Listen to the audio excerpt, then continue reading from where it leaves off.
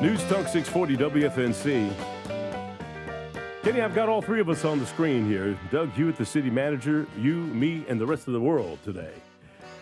Mr. City Manager, how are you today? I am fantabulous. Yeah, fantabulous. I like that word. I do. We'll put that down underneath you. As a matter of fact, I've got everybody's super underneath you on our podcast. If you're joining us on the podcast on my Fayetteville Facebook page or on my YouTube page, you see the three of us up here. And the reason we want all three of us up here is because yesterday your boss was in here. Mm-hmm. And Kenny hung up on him. No, he was on the phone from D.C. Right. And I did not hang up on him. Outrageous. No. Outrageous. Gilbert told me to. Hey, look, as a former Army Ranger lieutenant type, I take full responsibility for my action. Yes, I hung up on us, and we're going to hang up on him again. Bring him up, Kenny. You're on the phone probably with the mayor trying to call in and get on. I told him I'm calling. Is that the mayor? Yeah, let's go ahead and take him, and we'll take care of business later. I ain't ready to take him yet. No, I'm not ready to take the mayor yet. I told him we were going to call him. All right, you want to tell him that now on the phone? Yeah, tell him we'll call him back. Okay. Yeah, we'll call him back. I want you to. Hey, Mr. Mayor, you there? Yeah, I never got kicked out over the phone. Yeah, I'm going to kick you out. We're not ready for you yet. We'll call you back. We're going to call you. We'll call you. All right, thanks. Okay, bye. Yeah.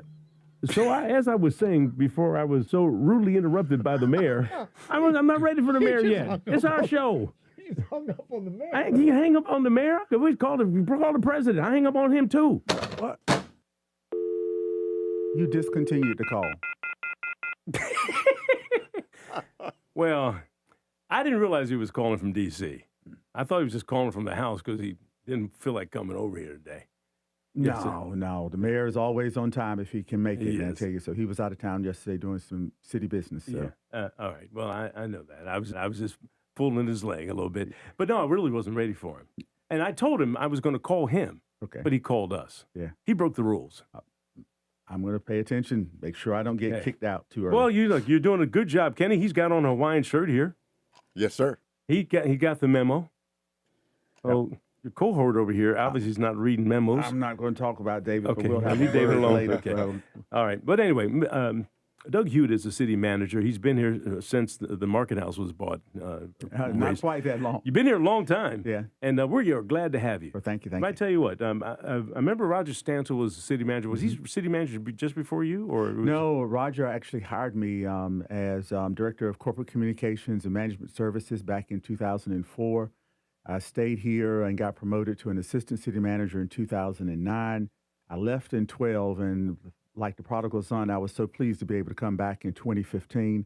And then in 2016, the council named me interim and then city manager, and I've been doing that ever since. Well, we are fortunate to have you. I'm surprised no one has stolen you away. I'm a little too heavy to be well, like a thief in the night. I mean, I was disappointed when we lost our city attorney, for example, because she was fantastic. She is, and we got an excellent city attorney now, too, who was trained by Karen McDonald, Michelle Pullen. Matter of fact, I'd love to come on with her someday. Yeah, I'd love to bring her in here. We'd love to talk with her. Got a lot of topics we want to share with you this morning. Let's start with MacArthur Park because there's some developments on that. Absolutely. First Monday's meeting, actually Wednesday's meeting we had with the city council was amazing. We got the go-ahead from council to move forward with a $13+ million construction contract for construction of 12 baseball fields and splash pad at MacArthur Park, which is land that we're leasing from the federal government at MacArthur and 295. This is the last significant project of our 2016 Parks and Recreation Bond Project. It's one that's much anticipated by the community. It's not only meant to help provide sports opportunities for locals, but it's also going to be used as a regional and maybe even national draw for us to bring in baseball tournaments from up and down the East Coast. You know, I've done stories on that when I was at WREL, so it's been years in the making. It has. That grassy Knoll area where the Interstate 295 and MacArthur Road comes, pretty good section out there of area, and that belongs to Fort Bragg, you're saying? It is. It's 82 acres, and the federal government actually bought it as like a crash area or zone to protect it from further development for when they were running operations on the airfields. I'm not sure if it was on Pope or on Bragg, but this is basically all that can be built there is parkland. And we are limited somewhat in how high we can go. So when people look at it, it won't be like a 4-story building or something else like that, but it is a 50-year lease, and it literally took an act of Congress for us to be able to do this. Right, and I think it's on the flight line coming into Simmons Army Airfield. That's it. And that's the issue, and that used to be Simmons Air Base.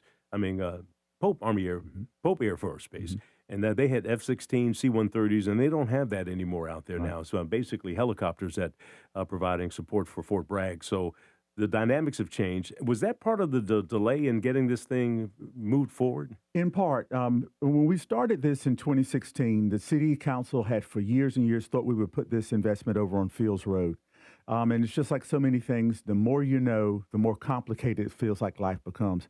Realize that the property on Fields Road backs up to a kind of a creek and goes toward the river.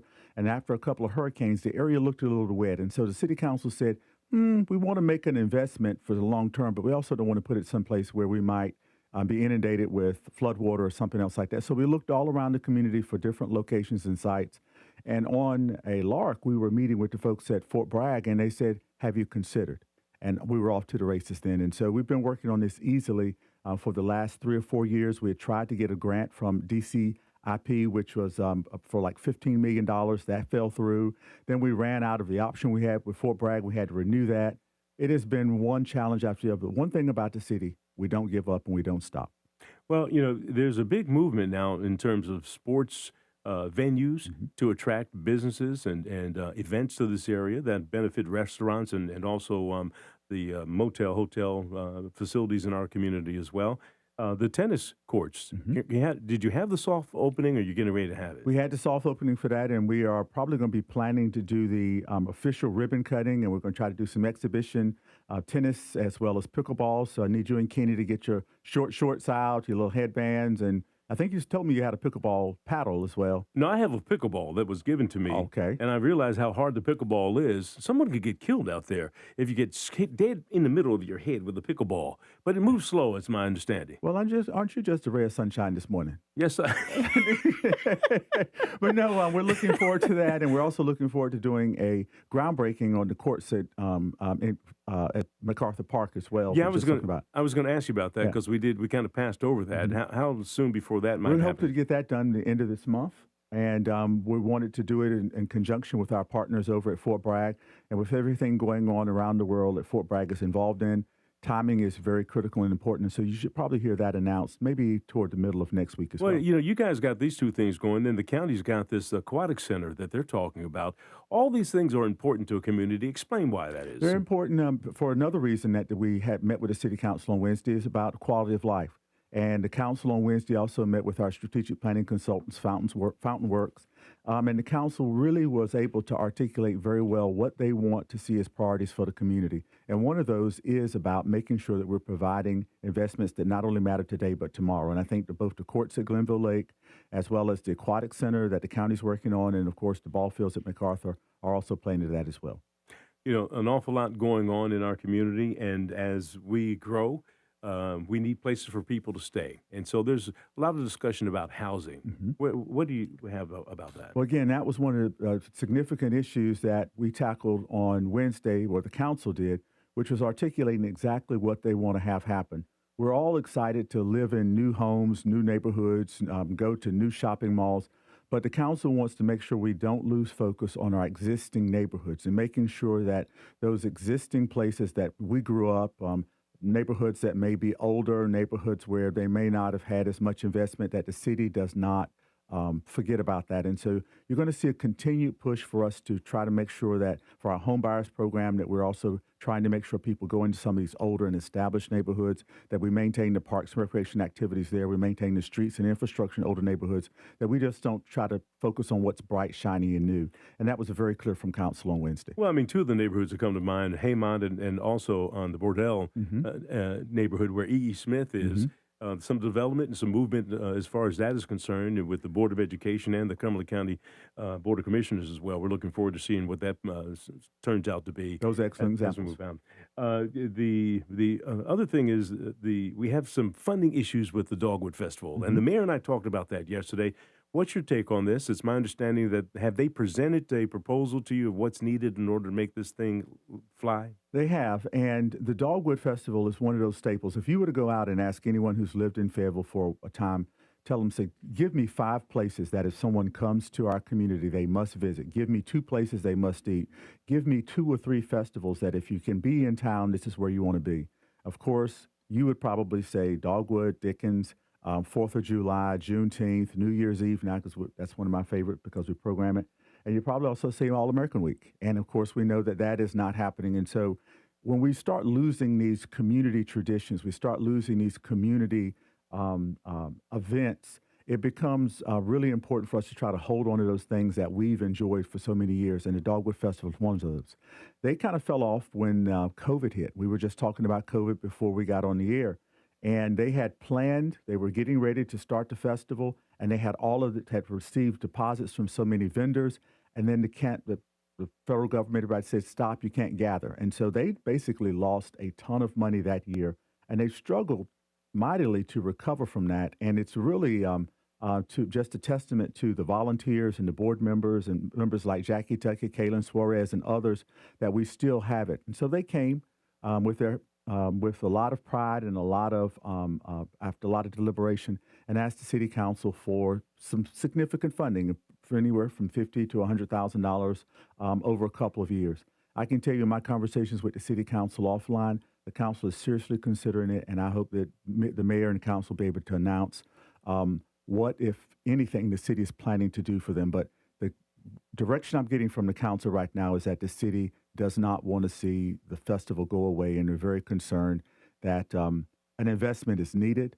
I'm looking forward to being able to work with the council to announce that next week. You know, you have a lot of communities that have these type festivals where the local municipality does participate and provide funding. And, you know, when you have an event like this that's kind of harpooned because you have a COVID outbreak, for example, it is difficult to get people to get back on. It's just like having a concert promoter come in and bring a show to the Crown Complex, and then at the last minute, because the turnout or ticket sales are small, that they cancel the concert. And then what you end up having are ticket buyers who are reluctant to buy until the last minute. And so it's a perpetual thing in terms of trying to generate, yes, we're going to have it, Right. and it's going to be good, it's going to be big.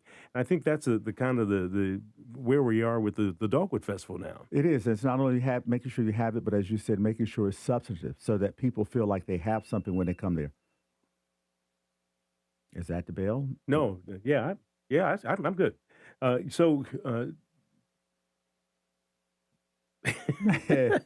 Yeah, you got to look. We were Kenny. I'm bringing you up on screen because I love your expression right now. Kenny's in charge of the whole thing here. No, I'm not.